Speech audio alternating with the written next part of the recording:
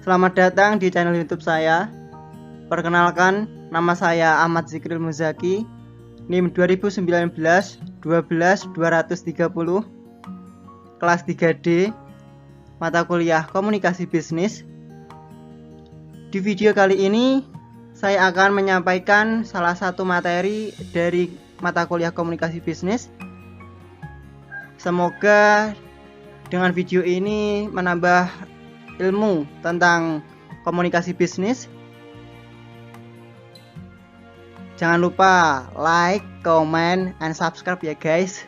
Karena like, comment, and subscribe itu gratis. Terima kasih, selamat menyimak.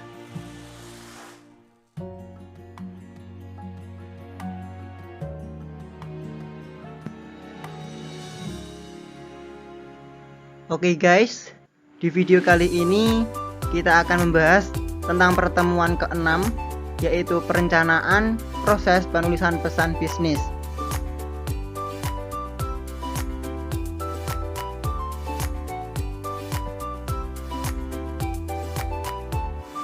Oke guys, sebelum melangkah lebih lanjut ke dalam materi, kurang enak rasanya tanpa mengucapkan salam.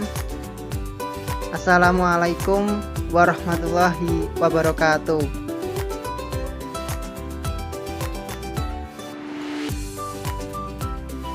Selamat pagi, selamat siang, selamat sore, selamat malam.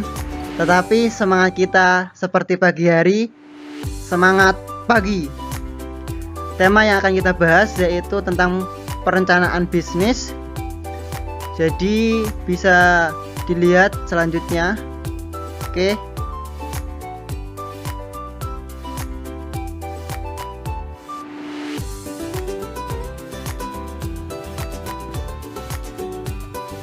Oke, selanjutnya definisi perencanaan pesan-pesan bisnis, yaitu suatu langkah strategis bagi pencapaian tujuan suatu organisasi secara menyeluruh dan merupakan salah satu faktor keberhasilan komunikasi. Komunikasi yang efektif adalah kunci untuk keberhasilan, sedangkan proses penyusunan pesan bisnis adalah faktor yang sangat penting.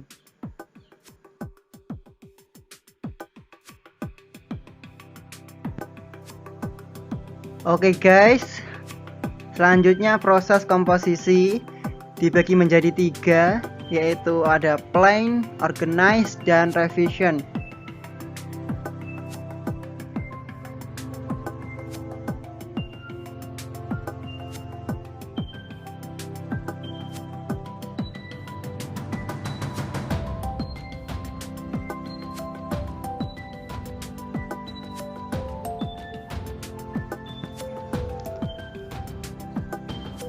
Di dalam perencanaan pesan bisnis ada 4 langkah. Yang pertama, penentuan tujuan. Mengapa tujuan harus jelas? Karena dengan tujuan yang jelas, maka keputusan untuk meneruskan pesan, keputusan untuk menanggapi audien, keputusan untuk memusatkan isi pesan, keputusan untuk menetapkan media yang akan digunakan menjadi lebih jelas, tidak sebaliknya.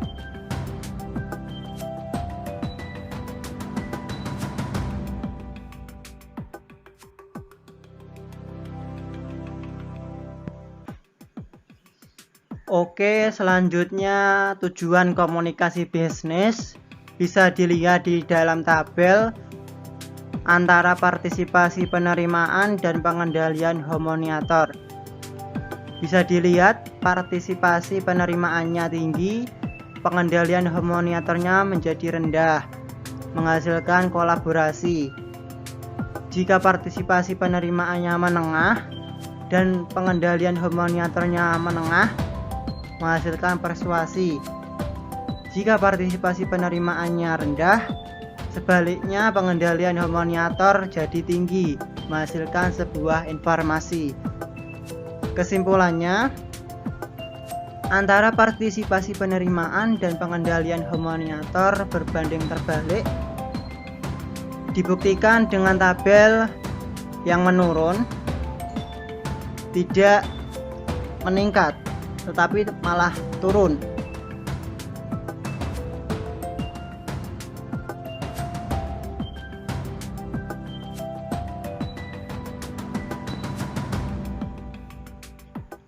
Oke, selanjutnya untuk langkah yang kedua adalah analisis audiens. Di dalam analisis audiens ada 3 hal yang harus kita lakukan untuk menganalisis audiens.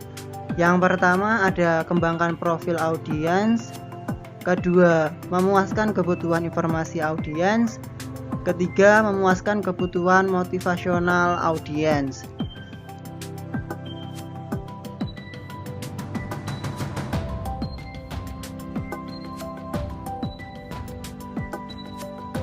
Oke, selanjutnya penjelasan pengembangan profil audiens.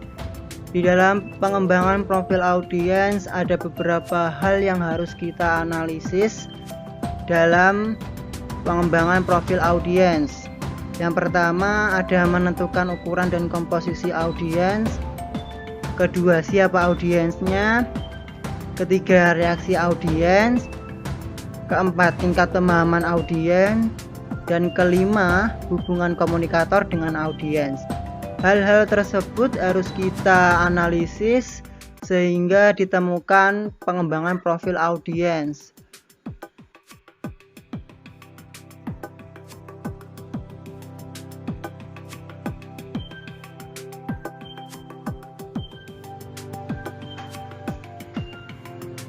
Oke, selanjutnya ada aspek memuaskan kebutuhan. Di dalam aspek memuaskan kebutuhan ada beberapa hal yang harus kita lakukan analisis. Analisis yang pertama, temukan atau cari apa yang diinginkan oleh audiens. Kedua, ada antisipasi pertanyaan yang tidak diungkapkan. Ketiga, berikan semua informasi yang diperlukan. Yang keempat, pastikan bahwa informasinya akurat. Kelima, tekankan ide-ide yang paling menarik bagi audiens. Itu beberapa analisis dalam aspek memuaskan kebutuhan.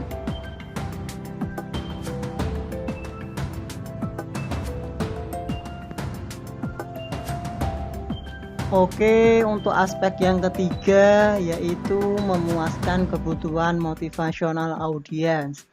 Di dalam memuaskan kebutuhan motivasional audiens, ada 2 pendekatan yang dilakukan untuk melakukan analisis audiens. Yang pertama ada pendekatan rasional atau akal pikiran. Jadi pendekatan ini lebih ditekankan pada akal pikiran. Yang kedua ada pendekatan emosional. Emosional yaitu emosi. Ini lebih ditekankan untuk melakukan analisis berdasarkan emosi.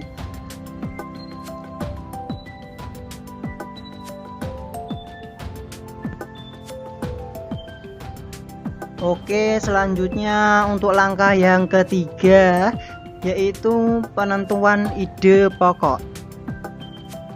Topik dan ide pokok adalah hal yang berbeda. Bisa kita pahami topik adalah subjek pesan yang luas, sedangkan ide pokok adalah pernyataan tentang suatu proyek. Jadi keduanya berbeda ya.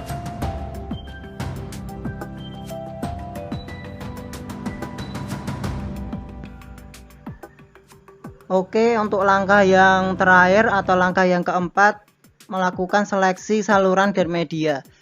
Ada 2 saluran, yang pertama saluran lisan dan yang kedua saluran tertulis.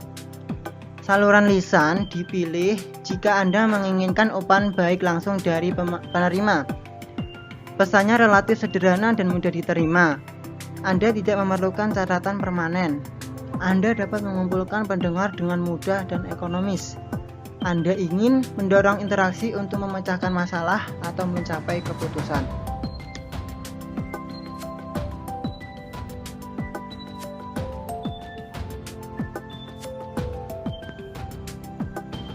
Oke, untuk saluran tertulis atau saluran yang kedua, Anda memilih ini jika Anda tidak memerlukan umpan balik langsung. Pesannya terinci, kompleks, dan memerlukan perencanaan seksama. Anda membutuhkan catatan permanen yang dapat dibuktikan, serta Anda ingin meminimalkan distorsi yang terjadi jika pesan disampaikan secara lisan dari orang ke orang.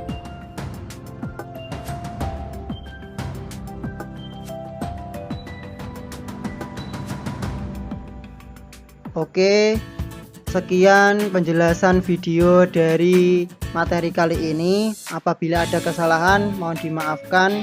Jangan lupa like, komen, dan subscribe ya guys. Nyalakan lonceng notifikasi di bawah ya.